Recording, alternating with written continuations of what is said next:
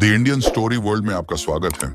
आज हम सुनेंगे महात्मा बुद्ध की एक अनसुनी प्रेरणादायक कहानी जो आपके जीवन की दिशा बदल सकती है। बहुत समय पहले राजगृह के पास एक छोटा सा गांव था।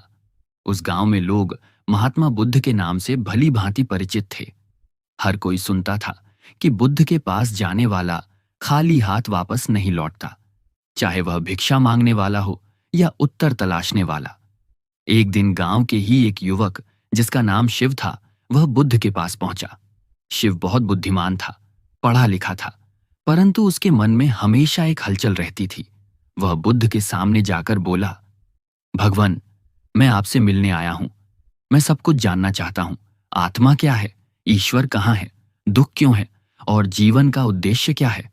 कृपया मुझे सब प्रश्नों के उत्तर दीजिए। बुद्ध शांत भाव से उसकी ओर देखे। उन्होंने मुस्कुराकर कहा, शिव, मैं तुम्हें उत्तर दूंगा, पर एक शर्त है। आज तुम मेरे साथ पूरे दिन मौन में रहोगे। कोई प्रश्न नहीं, कोई वचन नहीं, सिर्फ मौन। शिव को यह अजीब लगा, पर उसने सहमति दे दी। पहला पहर सुबह का समय था। बुद्ध ने उसे साथ चलने को कहा। दोनों नदी किनारे पहुंचे। बुद्ध ने जल में कदम रखा और हाथ धोने लगे। शिव मन ही मन प्रश्नों से भरा था, पर उसने कुछ नहीं कहा। बुद्ध शांत भाव से लहरों को निहारते रहे।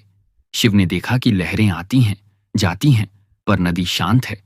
उसके भीतर एक हल्की सी समझ जगने लगी। क्या मन भी ऐसा ही है? विचार आते जाते हैं, पर भीतर की गहराई तो स्थिर रहती है। दूसरा पहर दोपहर में वे एक वृक्ष के नीचे बैठ गए। गांव के कुछ बच्चे वहां खेलने आए। वे हंसते, दौड़ते, कभी गिरते, फिर उठकर फिर से खेलने लगते। शिव बच्चों को देखता रहा। अचानक उसके मन में विचार आया, जीवन भी तो ऐसा ही है। हम गिरते हैं, दुखी होते हैं, फिर उठते हैं, आगे बढ़ते हैं। शायद दुख का अर्थ यही है, हमें और मजबूत बनाना। बुद्ध अब भी मौन थे। उनकी आंखें बच्चों की मासूम मुस्कान में टिकी थीं। तीसरा पहर शाम होने लगी। आकाश लालिमा से भर गया। पक्षी अपने घोंसलों की ओर लौटने लगे। बुद्ध और शिव दोनों शांत बैठे थे। शिव ने अनुभव किया कि बिना एक शब्द सुने भी उसका मन उत्तर पा रहा है।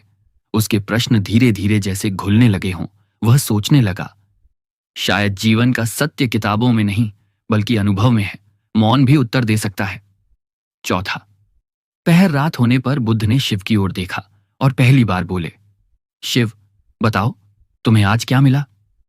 शिव की आंखों में आंसू आ गए।